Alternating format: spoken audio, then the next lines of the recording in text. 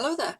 So welcome to the studio and welcome to the first episode of Your Questions Answered. This is going to be a series where I'm picking up questions from you guys, from all the feedback that you're sharing with me, the questions that you've shared, and filling you in on some of the issues that you're feeling stuck about. So this is a perfect place to start.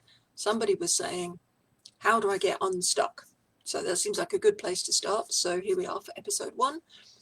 And I'm going to share 5 ways of getting stuck with you, but let's also think briefly about why you might be feeling stuck.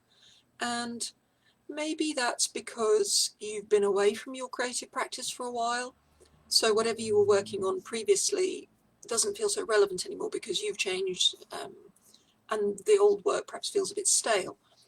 So that can lead to a kind of stuckness. And it could be that you were motoring along perfectly happily in your creative life, but I don't know, something's come up like life does, and you're just not able to focus on it as much as you normally would. And that can if that lack of headspace can lead to a sense of stuckness as well. So I suppose the first thing just to say is that's fine. We all have moments of stuckness in our lives sometimes, and be kind to yourselves, be compassionate. And if you've got lots going on, then deal with that and dial down the creativity for a little while. I mean, keep it in as best you can, but, don't drive yourself into the ground with this because it's just not worth it.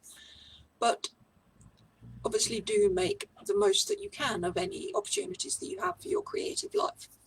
So here's the first of 5 ways to help you get unstuck. And if you've been away for a long time, I think this is going to be a good one. So I've talked elsewhere about the sort of 3-step process for creativity in terms of finding ideas, finding source material, sort of perceiving the world, I sometimes call it, and then exploring that in detail, and then going on to communicate what you've shared in your finished work. And if you're feeling stuck, I would always recommend starting again at the beginning. And this is what I do. If I'm feeling stuck in my practice, I'll go out, and for me, I start with walking, so I'll go out into one of the places that I'm studying and just look freshly at it. And looking again for ideas, for whatever interests you, is a great way of just it sort of feeds your creativity. And, once you're feeding stuff in, then it can kind of start fermenting and stuff can come out again. But you have to top it up first. So that's a great place to start. If you're just feeling a bit stale, you could try learning a new tip or technique. This could just be, a half-hour tutorial on YouTube or something, or a book, or however you like to learn, or a workshop when those things are possible. And yeah, just explore perhaps a new way of working with the material that you've already got, or dip your toes into a new material that you've always liked the idea of but haven't ever tried. So just try something new. And that kind of investigation of something new can help to cross-pollinate with other ideas as well. So nothing's ever wasted. So number 2 is to learn a new tip or technique.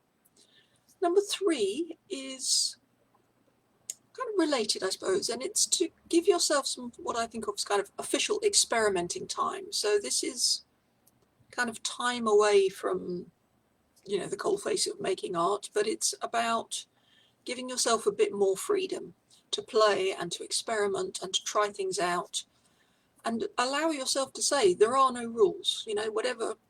Whatever I can think of, I can do. I can try anything. There's no expectations. I'm not making finished work. It doesn't have to be perfect. I don't even have to finish it. I don't have to share it if I hate it, but I might learn something interesting, and just have a big splurge of ideas and experiments, and that will yield kind of new combinations or new perspectives, and that will often give you a little jog for a step forward. Because once you're in action, then I always find new ideas come much more easily when you're in action. So just find a way to get in action. So number 4 would be to do a less challenging form of creativity. So if you don't have the headspace for making kind of really in-depth artwork at the moment, maybe make a birthday card, or recurate a display in your home, or make a cake. It's all creative and it all helps, but these things are less taxing, and so it's easier to kind of get into action in these less challenging ways. So you could try one of those. So number 4 is a less challenging form of creativity. And finally, number 5 is, if you haven't seen it already, you could check out my free resource called The Number One Secret to Starting Your Art. So that's if you're starting from scratch. So if you're kind of coming new to independent practice, then that might be for you. So that's